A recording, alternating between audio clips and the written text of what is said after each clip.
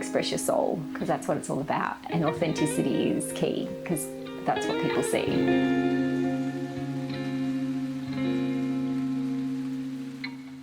Hi, my name is Natalie Uhrik, and I'm currently exhibiting work with Few and Far as part of their Artists in Residency program. So I studied my Bachelor of Visual Arts at Sydney College. I majored in ceramics. I have dabbled in film a little bit, but as life has it, I decided to pursue life. I continued to work in the hospitality industry and I had my children, but there came a point in my life where something was missing and I came back to my art, and I've been painting ever since. I went on a family holiday actually, where I met a fellow artist. Her story resonated with me because we shared a very similar sort of pastime and history, and I thought, I think I want to do this again. I wanted to dive back into it. So I got home and picked up a paintbrush, and that was back in 2020, and I haven't stopped since. I like working with acrylic paints, mostly because it's so versatile. It dries quickly and it allows me to be expressive and not have to wait around for it to dry. And it's got great texture. Occasionally I'll add impasto mediums and use various different paints, gessos and things like that. But yeah, generally all in the acrylic sphere. When I started painting again, I kind of had to find my voice. So I was just kind of dabbling in still life, like flowers and various landscapes from memory and things like that. At one point, I think I got really frustrated and I kind of overloaded my canvas, and this is where the meditation thing started, and I created a bit of a mess. And then to fix that, I started painting over the top of that once it had dried, and I realised just by accident, I couldn't stop actually. This is how my first series with the white lines started. I just found I started painting lines and I couldn't stop. And then I kind of got to the end of the canvas and I thought, wow, that totally de-stressed me. That really calmed me down. So I kind of worked on that for a while. A couple of years after that, I started working in this new series, and in a similar way, but I accidentally came across that as well. And, too much paint on the canvas and kind of got frustrated with things, and I started to pare that back. And then this style was born, but I realised that, I'm like, oh, hang on a second, this works in very much the same way, except this allows me to sort of create these beautiful landscapes or these cloudscapes, dreamscapes, or whatever you call them. So I sort of worked on that. I kind of developed that technique, and these came about. So I think also as my so I've been working on this spiritual growth and trying to work out who I am and where I want to be, the work's kind of evolved with that as well. So with every, hiccup or sort of roadworks, something else happens, and it's great. So I'm not too sure what the next thing is or where it's going, but just organically going to let it ride.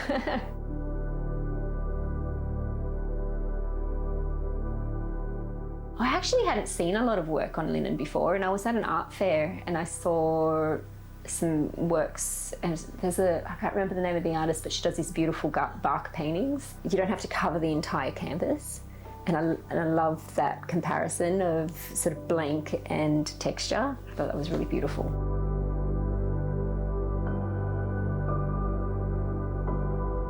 So next to art and obviously animals, my dogs, I have to say that travel's up there on my loves. I absolutely love it. I love the sense of freedom, sort of when you're exploring new places.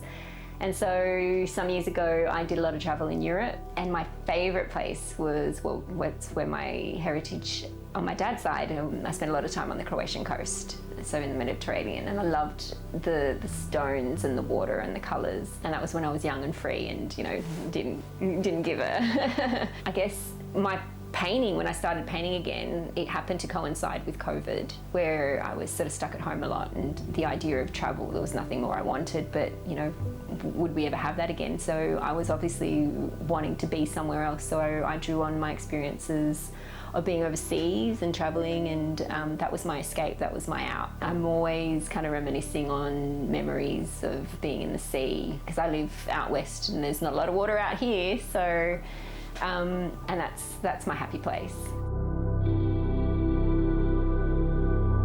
Painting's definitely a spiritual thing for me. I use it as a form of meditation. I use it as a way to connect to that bigger energy, because my mind is constantly flowing with ideas or things to do. I do have trouble sitting still, and painting gives me that focus, so I'm able to stop. Even though I'm moving and I'm doing something continuously, I'm focused on that one thing, and I'll focus on my breath work or a mantra, or even just the music that I'm listening to, and really sort of tune into what I'm hearing, or the rhythm. What is it? I expand with love, abundance and success, and I encourage others to do the same, something like that, yeah. The gifts I have, obviously I'd like to share that, and I believe that there's enough for everybody, so I like to give that back, you know, yeah.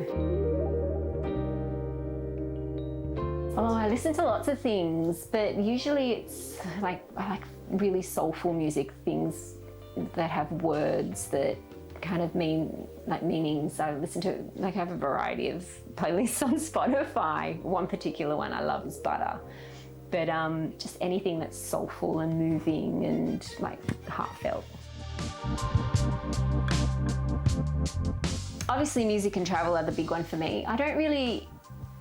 I'm not one of those people who sort of scrolls and reads up on any particular given sort of artist. I don't really sort of focus on too much on what other people are doing. I kind of like to stay within my own space, in my own head, and really be true to my own inner voice. So I kind of listen to that. When you see other people, when you see other people's works, colours and things like that, maybe, they're using, like, that's a new medium, I haven't seen that, maybe I'll try that sort of thing, but no specific, it'd be hard, it'd be wrong for me to sort of rattle off a particular list, I feel like, anyway.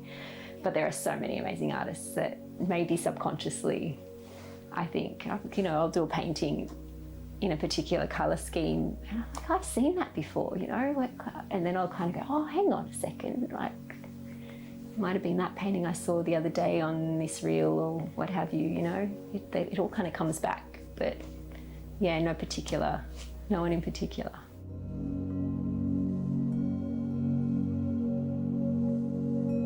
I want people to feel a sense of calm, because I use my paintings as a way for me to escape, well, not to escape, but to find my peace and my calm in that moment. I feel like that transfers in my work. So when people see my work, and often they'll say, oh, there's a real calm in this, a real serenity. That's what I'm hoping for. I want them to sort of just lose themselves in a moment, maybe think about something they're grateful for even, and bring them back just to be in the moment and to really feel what they're feeling in that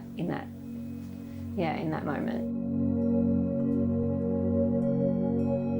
The single most important piece of advice that I could offer is to just be your true self. Don't worry about what everyone else is doing, thinking. Don't worry about the trends. Don't worry about what's going on, what the hot flash thing is at the moment, or what people are doing, how much money they're making, what they're selling. I think just really sort of bring it back to you and what you like and what makes you happy. I think from that point, you'll be able to really sort of express your soul, because that's what it's all about. And authenticity is key, because that's what people see. Okay, so prayer for protection. So I often pray for protection. I often will sit and imagine myself surrounded in white light, and that's where that came from, I guess. When I'm naming works, because in the moment I'll sort of finish a piece and I'll sit back and I'll have a look at it and I'll see sort of, how does this resonate with me? What does this remind me of? How does this make me feel? That particular day I probably felt very vulnerable and maybe prayed for a little extra or something, and that, yeah. I think that's how that one came about. You've got one called Sundown.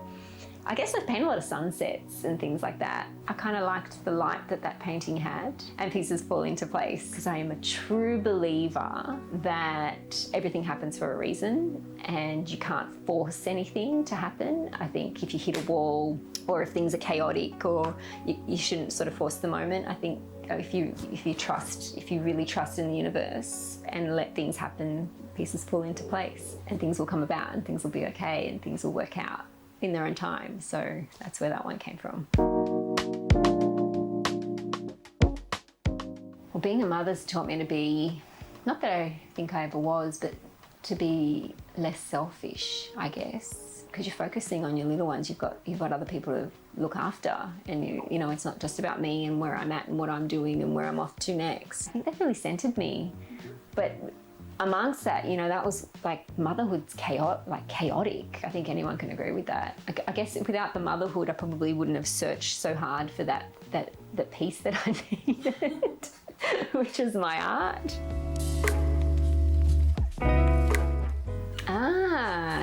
Working with you far, that was a no-brainer. After I was approached, I was like, oh wow. I love how it's so eclectic. I love how they source things from all walks of the world, you know, all around the world, and they have these beautiful individual pieces, unlike any of the other stores like around. And I love that ethos of sort of collecting things, because I feel like my work's about memories and memories that I've collected, and it kind of aligns with that. Just beautiful spaces, beautiful interiors, like just absolutely gorgeous. I love it. I love working with you guys, and yeah, it's been great. You can view my work online at the Few and Far website, and you can experience my work in person across Few and Far stores.